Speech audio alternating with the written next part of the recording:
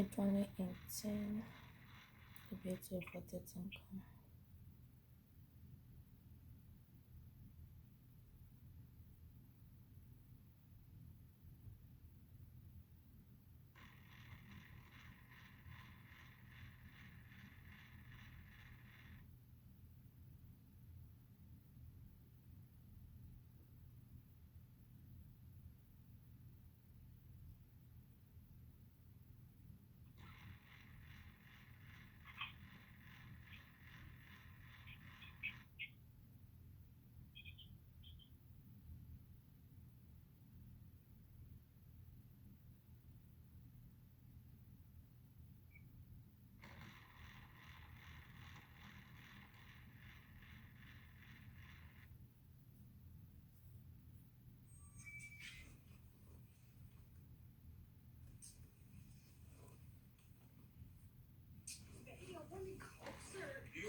You're on top of me. I want to be inside your skin. What?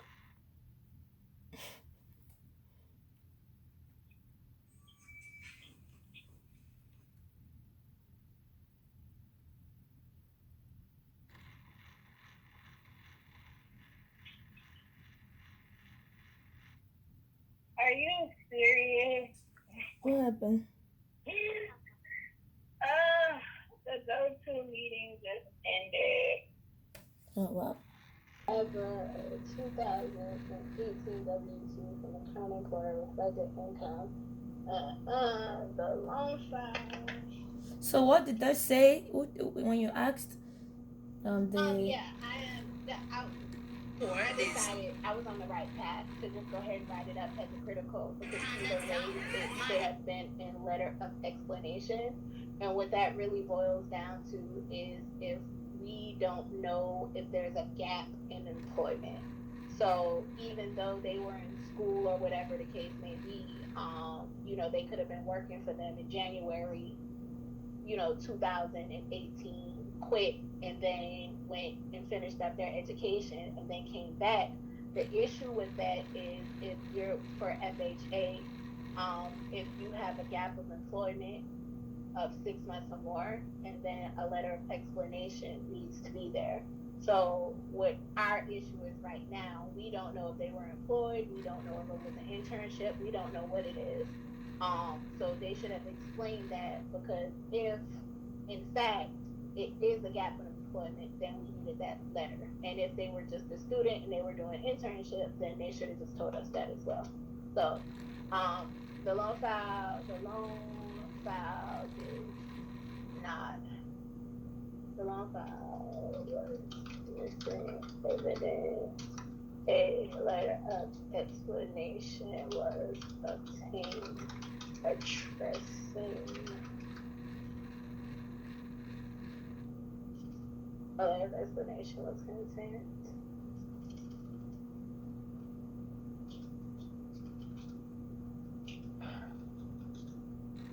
So the first thing I talked about is there was evidence that the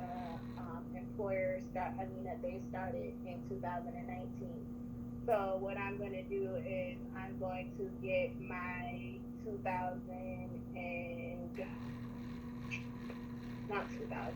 What I'm going to do is get that WVOE. I'm going to put that page number in here because that gave me the exact date. So that was on page 176. I put the first page of the application as well, just because that states that they were employed for a year and 7 months. Also stating, kind of driving home that, and then I'm going to put the page of the W-2.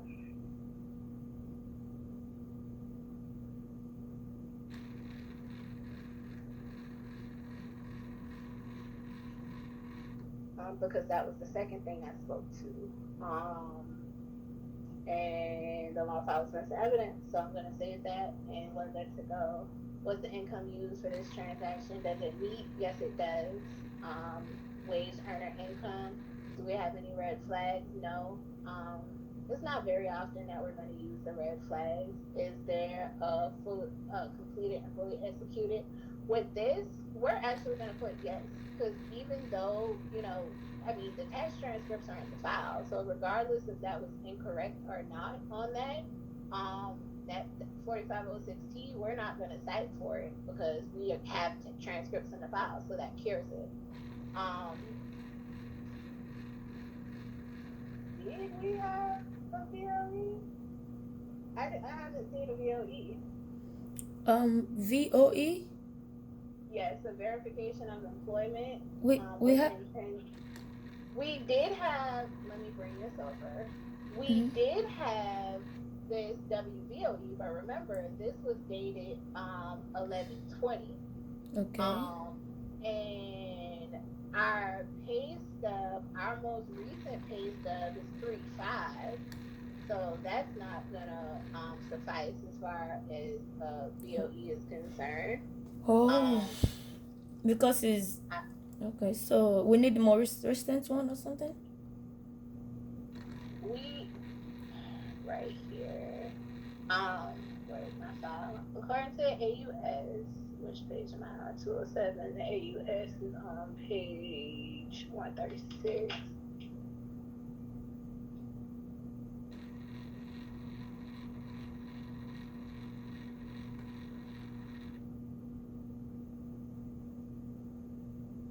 Right here, it tells us under the employment section of the AUS, it tells us that we need a verification of income within 10 business days prior to the note closing. Now, let me make a note to that 10 business days prior to the note. Okay, so if, like this file, this loan closed on April 7th, right? So for FHA, it's 10 days period, not business days, but 10 calendar days is Where did you get this from? That it's 10 calendar days. No. The screen that I'm looking at. What document is this? Oh, this is your AUS. This is your AUS. Okay. This is the employment. I'm looking at the employment section of the AUS. So this whole little section right here. But this line 30, bullet point 35, that speaks to the 10 business days prior to the note date. So again, for FHA, it is a BOE is required within 10 business days prior to the note. 10 calendar days, not business days, 10 calendar days. So that's including Saturday and Sunday. That's including holidays. FHA is calendar days. So for instance, we have April 7th note date. Well, if we have a VOE in this file and it's dated April 15th, granted, that's not prior to the note date, but it's prior to we're reviewing this file. So we're going to accept that and we're fine with it.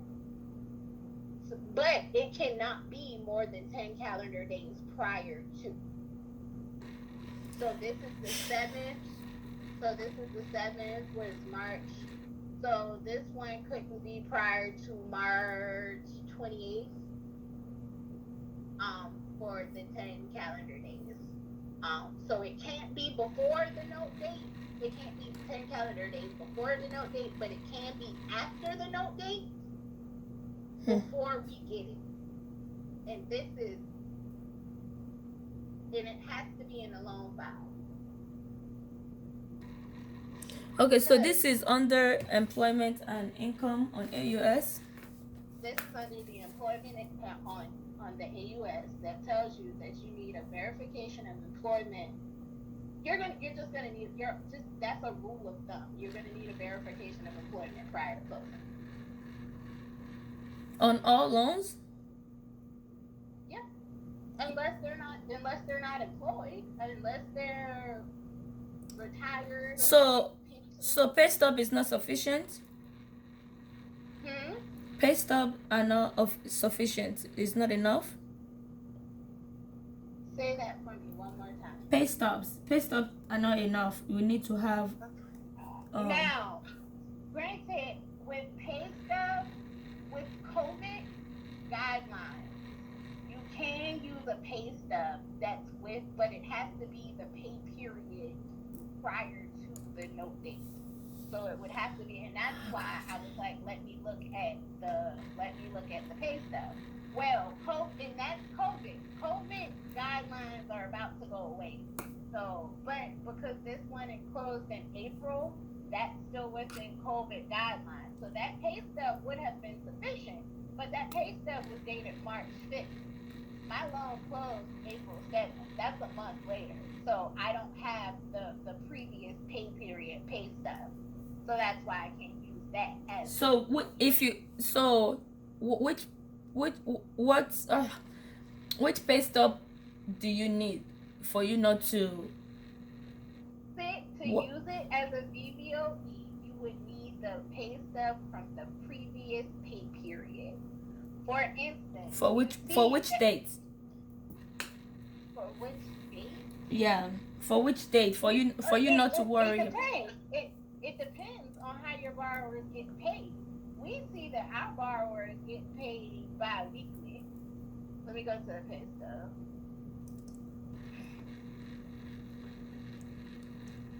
So the date that or what's going to be sufficient depends on how the borrower is being paid. Of course. For this one, because we can tell, he's getting paid weekly. That makes it even worse. 20 to 26, yeah. So being that mine is the 7th, I really need a pay stub dated like April in order for me to use a pay stub. Now, had this man gotten paid monthly and I had the March 5th, that would have been sufficient. Okay. So it depends on okay. I need the most recent pay stub. So now that we don't have most recent pay stub, we cannot take the WVOE. We can't take the WVOE. So what I'm going to do is I'm going to go back here. I'm going to skip over this question. I'm going to answer the rest of my questions, and then I'm going to see if there's something else in the loan file as far as a VOE. Because some clients, even though all their documentation is one place, their VOE may be at the end of the file. So that's why. And you said something about the VOE, that the VOE needs to be what? 10 days? 10 business for FHA, it is 10 calendar days prior to the note date. Calendar days is important. What about for conventional loan? For conventional loan, it is 10 business days. Prior to what? Prior to the note date. The note date. Okay. The mortgage, right? Yes, the actual note date, like your note. Our note date is April 7th. So that's why I say like the 28th or whatever 3 calendar days is. Yeah. So and our income was not miscalculated. So I'm gonna NA that. There was no other income because this borrower was only salaried. Is the data entered? Yes, it is. All of our income matches. Was the income documented? Yeah, that's fine. They're not using commission. And actually, but that's not what I'm hitting them for. So I'm gonna answer that one as an NA too. All right, so that's that. Now, granted, when I go back over this, I'm going to go and check all of my questions to make sure that they're completed. I left this one blank because when I'm doing this, say I forget to actually do this, I'm going to be like, I almost forgot to do it. So that's why I leave it blank, even though I filled out everything else. Okay. So transcripts were good. Now we are looking at these are assets. So when we're looking at assets, again, this is FHA. And being that Dawn is not on this loan, we need an access letter from Dawn. So we need them to tell us that Adam has 100% access to all of these funds in this bank account. We have that. I've already seen it. It is in the file. But that's for FHA only. So if there's somebody else on it, on the account with them, and if that other person is not on the loan, they need to have an access letter, which we do have. Is it just for FHA or on all loans? That is just for FHA. Is the 100% access letter is just for FHA.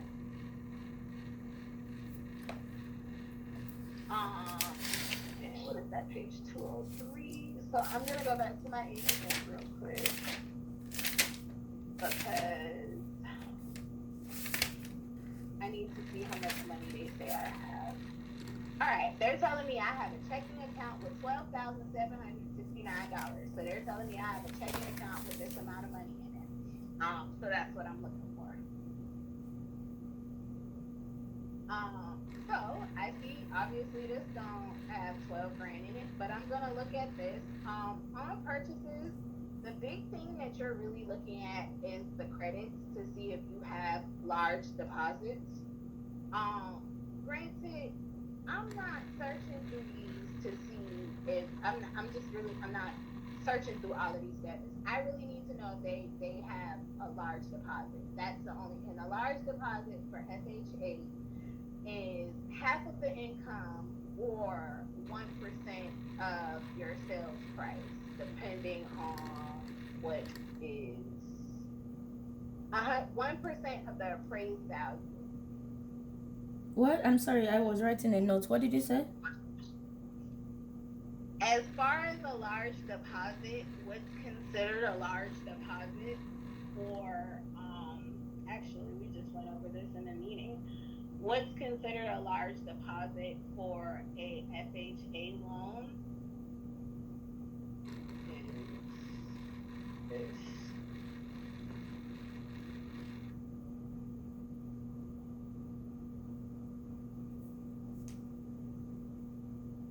There's a job aid that actually speaks to large deposits, and what's considered a large deposit and what's not. So we see right here that anything more than 1% of the adjusted value, so the appraised value. So anything, even if it's not half their income, if it's 1% more than your appraised value, then that's going to be considered a large deposit for FHA. So we know this man makes $3,100 a month. So what is that? $1,550 or something, whatever that is, as far as a large deposit. And then when we go back and we look,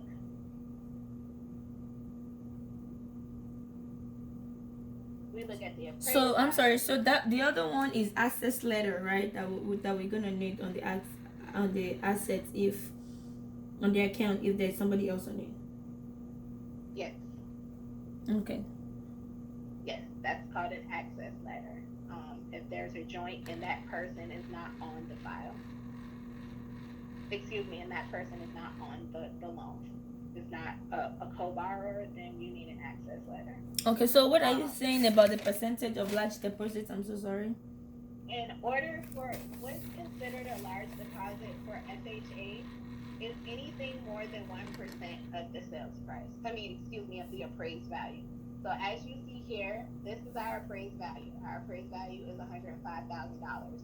So 1% of that is what, $1,050. So any deposit that is more than $1,50 is considered a large deposit. So 1%. And again, you have this job aid. And I'll tell you how to get this. You have this job aid for large deposits, and it breaks it down individually for everybody. So you can refer to that. Thank you. So you, no problem. Okay. You making this easy for me. He's looking.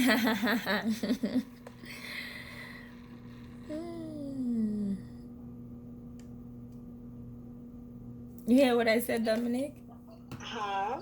I said you're making it easy for me. You're making it look easy. It's not. Yeah, I know, right? It's not. But I mean, and I mean, being completely honest with you, I still struggle. There's times where I struggle. There are times where I do not meet my production. So it's not one of those things where So you what can. will happen if you don't meet your production? Like, let's say that you didn't meet up the 8 loans, It's cause gonna be something that has to be consistent. So it's gonna be have to be something that's gonna be for more than 1 month. So it has to be consistent. And then they'll actually pull you aside and say, hey, you're not, what's going on? What do you need help with? Then they'll probably sit you with somebody else, or, you know, what questions do you have? They'll try to help you out. Then the next time they have to come to you and have a conversation, it's probably going to be a written warning at that point, and they'll put you on no, a warning. that's not what I'm saying. I'm saying like in a daily basis. Let's say in a week, if you don't meet your, let's say you meet your goal on Monday, Tuesday, then on Wednesday you didn't meet it, then is they gonna? Nobody cares. We don't operate like that. We operate at the end of the month. So we don't care. You can literally Uh, not meet your production all month, but if that last day, if you crank out an extra 5 files, if that's what you're behind, and you meet your production, nobody cares about the running gotcha. numbers. We just care about the end of the month. So basically every day they add to your pipeline. It's 8 loans Yes, every day. yes. Every day that we have a running total of, um, and I don't know why in the hell, you know what, it doesn't even, keeping that in mind. February Large 10th. deposits are good. Um, this one is dated January. Up, I see right here. This looks like the number that is on my AUS. Quick one. So on conventional loans and VA, what is considered as large deposit? I'm not gonna go over that right now, but if you check your email, Mm-hmm. you'll see I just sent you this large deposit job A, and Okay. it'll tell you for USDA. It'll tell you VA doesn't have a large deposit stipulation, so you are not gonna see anything on VA because they don't have anything specified as what a large deposit even looks like, for them. But this is for everybody. But I'm sure conventional loan has it. Okay. Yeah, this is all your conventional right here, up here, and these are your FHA and everything. So right here, they're gonna tell you everything what exactly as far as a dollar amount is considered a large deposit. And then sometimes on your EU and your LP, it'll actually state a dollar amount of what is like on an LP. Sometimes on a VA, it might state a dollar amount, or on an LP period, it just may state a dollar amount as far as if anything over this amount, and then it's considered a large deposit, and we need explanation for it. So sometimes it'll tell you, but if not, if you check out this job aid, it'll kind of give you the rule of thumb. But before I go through it, do you remember the one for conventional or you don't? I can still go Conventional through is it. 50%. Is 50% of the income. Yeah, it's 50% of the income. Yeah, conventional is 50% of the income. FHA is 1% of the sales price. And VA has nothing. VA doesn't have one specified. Thank you, ma'am. No problem. Okay, I'm sitting here and I'm looking at this, and I already know what happened here. They didn't update their assets, because this one right here for this January, this is exactly what's listed on my AUS, but this is the most recent statement. Okay. So what's that? The 12,000? Yeah, this 12,769.65 is what's listed on my AUS As the assets that they have? as the assets that they have. So now I'm going to go to my AUS and see what assets I need to have verified. So I'm looking at this. Okay, it requires $5,574 in order to close. But VA told me, the AUS told me I I need 12,769.65. That must be verified. So even though it's saying this is the amount that's required to close, this is what the DU is telling me I need to close. Okay, DU said you need 12,000, and which other? Exactly. And So the all other I one have is what?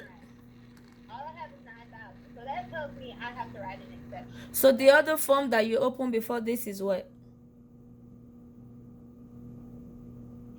I was on. What are you talking about? No, not this one. There's a form that said 5,000. Oh, that was the AUS. All of that's the AUS. It's just a different page. So all of it's the AUS. So back here at the end, this tells you this when it says funds, this is referring to your assets. This is the asset that's required to close. This is what they told that you told them that you had available. But when I actually go to my asset section and I read my conditions, condition told me that I need $12,000 to be verified. Well, I don't have $12,000, so now I have an exception that I have to write up.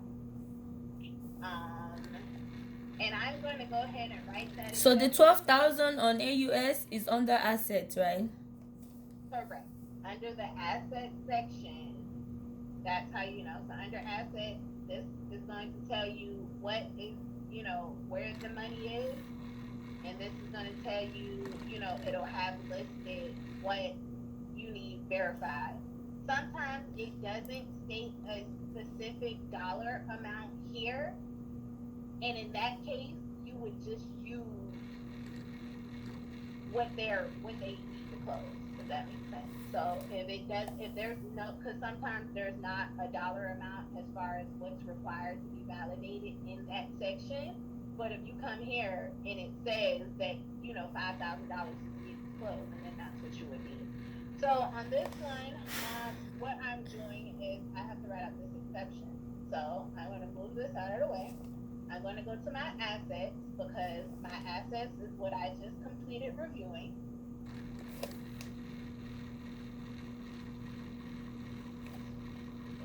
Assets populated. Does the required VOD, do they meet standards? Yes, they did meet standards.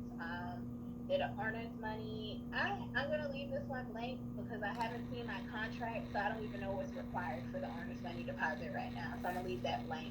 Does it contain a gift? I didn't see any gift documentation. Were there large deposits on the bank account? No, we had no large deposits. We didn't have any red flags.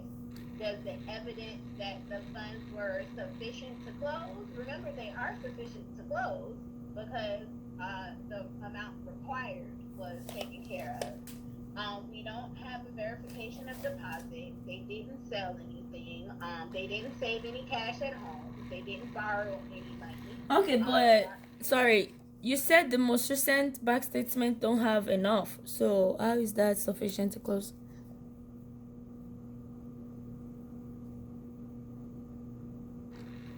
Because remember, on this back page, this is what's required to close. These funds right here, this where it says required 5,000, 5,700. Okay. That's what's required to close. So we have $9,000. But remember, sorry, you said under assets. That's the one we're supposed to go there's for. There's another question.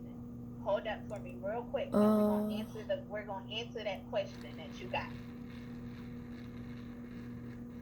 So, what does the loan file contain evidence the liquid assets required by the AUS were verified and documented? No, it does not. Because remember, we have enough cash to close because we have $9,000. Only $5,000 was required to close. But the funds that the AUS is requiring us to verify, it's not there. So this is where we're going to make the citation. Oh, so funds to close is 5,000, but AUS require 12,000. Correct. Funds to close is 5, but the AUS wants 12. We have enough to close because we have 9, but we don't have enough to meet the AUS requirement. And these asset exceptions are usually long and drawn out because that's how they kind of make it. So, alright. So all we need to do verify is funds to close of 5,000 or no? No, that is not. We need to verify $12,000.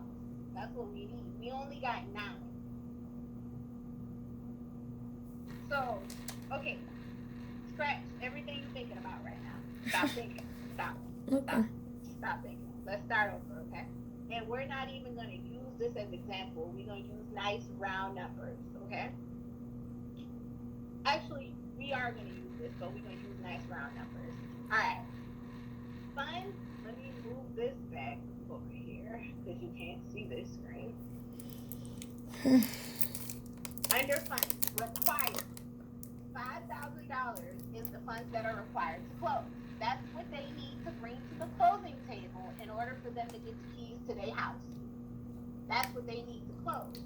This $12,000 is what DU is telling me that I need to verify. So, the reason why I answered that question, yes, was because I do have sufficient funds to close. That's what this question asks. Does the loan file evidence that sufficient funds to close were verified by the underwriter? The answer is yes. And even if it was no, I was gonna NA this question because I'm citing because they don't have the funds that the AUS told them they need to have. So the problem is they didn't verify sufficient funds as the AUS requires. So that's why I'm making the citation here. So if I want to write it down in a nutshell, how can I put that? Like funds to close. I don't even know how to. Don't even like you think you're doing too much because you don't even have to worry about that. What your biggest thing that you worried about is this is what EU told you